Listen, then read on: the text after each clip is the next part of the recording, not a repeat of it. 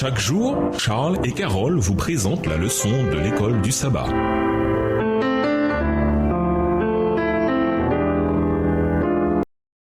Bienvenue dans votre émission. Dieu nous parle. Nous voilà à la leçon 10, le spiritisme dévoilé. Étude de la semaine, Matthieu 10, le verset 28, Ecclésiaste 9, le verset 5, Ésaïe 8, les versets 19 et 20, Jean 11, les versets 11 à 14 et 21 à 25, 1 Thessaloniciens 4, les versets 16 et 17, Apocalypse 16, les versets 13 et 14, Matthieu 24, les versets 23 à 27 et 2 Thessaloniciens 2, les versets 9 à 12. Verset à mémoriser, car le Seigneur lui-même a un cri de commandement avec la voix d'un archange, avec le son de la trompette de Dieu, descendra du ciel, et ceux qui sont morts dans le Christ se relèveront d'abord. Ensuite, nous, les vivants qui restons, nous serons enlevés ensemble avec eux dans les nuées à la rencontre du Seigneur dans les airs. Et ainsi, nous serons toujours avec le Seigneur. 1 Thessaloniciens 4, versets 16 et 17. Il y a quelques décennies, on a commencé à entendre parler de récits sur les expériences de mort imminente, EMI. Des personnes mouraient, étaient ranimées, puis relataient des histoires incroyables de ce qu'elles avaient vu et entendu pendant qu'elles étaient mortes, entre guillemets. Des milliers de récits de ce genre ont été décrits et étudiés dans le monde entier, y compris le monde chrétien. Des millions de gens croient que ces récits prouvent que les morts ne sont pas vraiment morts. Cette croyance fondatrice du spiritisme fait partie des supercheries les plus répandues et les plus efficaces de Satan. En réalité, le spiritisme remonte en Éden, quand le serpent a menti à Adam et Ève. Vous ne mourrez pas. Genèse 3, verset 4. Tout au long de l'histoire, il a pris plusieurs formes, mais toujours avec le même postulat sous-jacent. La vie continue même après la mort. Cette idée est également à l'origine de n'importe mouvement religieux fallacieux du 19e siècle. Quand les sœurs Fox, qui reconnurent plus tard la supercherie, ont affirmé que les esprits de personnes disparues répondaient à leurs questions. Lors du conflit final de la Terre, Satan trompera des milliers de gens au moyen de phénomènes spirites. Le livre de l'Apocalypse indique qu'il s'en servira pour tenter de prendre le contrôle du monde. Le but de cette leçon est de montrer que notre seule sauvegarde face aux illusions de Satan, c'est une relation personnelle avec Christ et un ancrage solide dans les enseignements de la Bible, y compris ceux qui concernent la mort, et ce, peu importe ce que nos yeux, nos oreilles et nos cœurs essaient de nous dire. Au revoir. Et à demain si Dieu veut.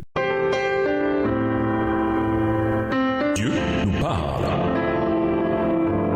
Chaque jour, Charles et Carole vous présentent la leçon de l'école du sabbat.